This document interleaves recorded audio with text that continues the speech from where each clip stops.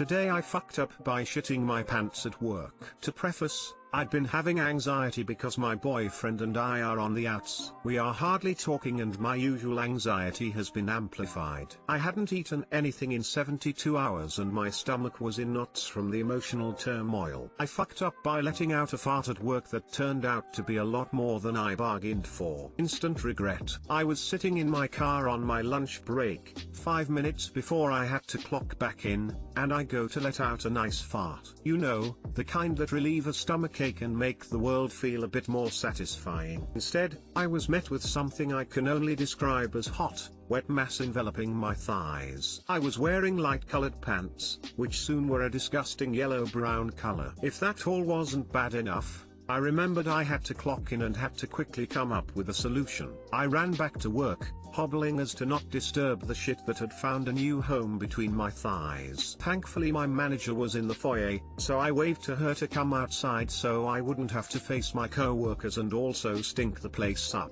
It was the most embarrassing conversation I have ever had. I couldn't look her in the eye. I told her the truth though, that I'd shit my pants and needed to take an extended lunch to go home and change. I wish I would have lied, said anything aside from the truth. That I'd got my period and it soaked through my pants. That I had wet my pants. Anything other than the truth. But no, she had to get the visual of my poopy underwear. Too long didn't read. I shit my pants at work and had a mortifying conversation with my manager about it.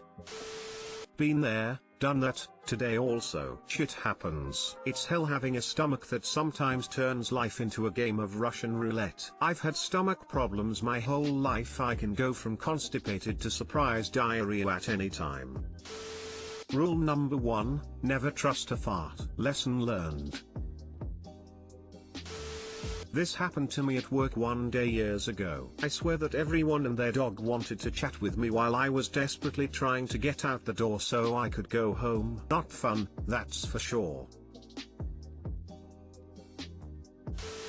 This is my worst fear as I too suffer from sometimes crippling anxiety. It's bad enough to sneeze and pee. You have my empathy and I hope things will be going better. Girls poo? Who knew? Exclamation mark. Yup, doing it right now. Today I fucked up by making the solo creator of an indie game extremely mad. Obligatory, this happened many years ago before I ascended to adulthood. I'm turning 25 soon. When I was a lot younger, I absolutely loved DayZ. The problem? Didn't have a PC, and with my family's financial situation, it was out of the question. We did have an Xbox 360, though. So I loved DayZ through the YouTube videos that I watched, just hoping I could get it on 360. I believe at that time, Bohemia announced that they wanted to bring it to console, but didn't have a date. I accepted that I would be waiting years for the experience. Until one day, I see an Xbox in the Xbox marketplace, and it only cost $1. I bought it as fast as I could, beg my mom to let me spend $1 on her card. I decided to make YouTube videos about this game, and they actually gained a decent amount of traction, as the game started to become semi-popular on console. Everything was going solid,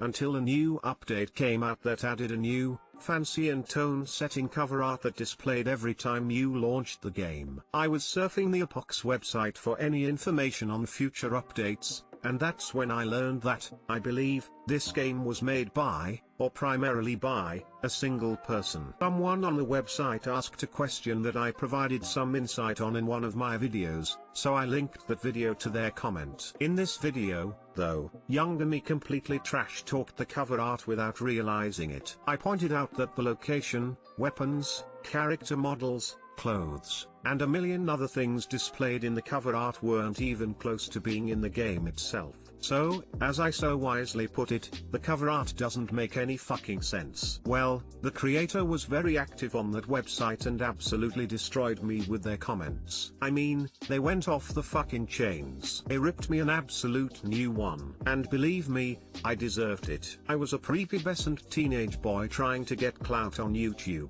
I had it coming. But they went on a killer rant about how shitty I am, and how much work they put into the cover art, and that it was only supposed to reflect the theme of the game. But they, at times, typed in all caps and maybe threw in a cuss word or 20. They were ticked. They called me out for being a dumb kid chasing viewers on YouTube. Again, I deserved it. It made me realize that the game was a one-man show, which I didn't consider, and that, if the creator of a game that I loved playing tore me to fucking bits because of something that I did, then I shouldn't have done that thing. I promptly deleted my videos, but I never replied or spoke to that creator again. If, by some miracle, the creator of Apox is reading this, I just want you to know that I apologize, and your game was a very fun part of my childhood. Too Long Didn't Read, as a kid, made a YouTube video that criticized a game that was created by a single person. That single person actually watched it and tore me a new one. I deserved it.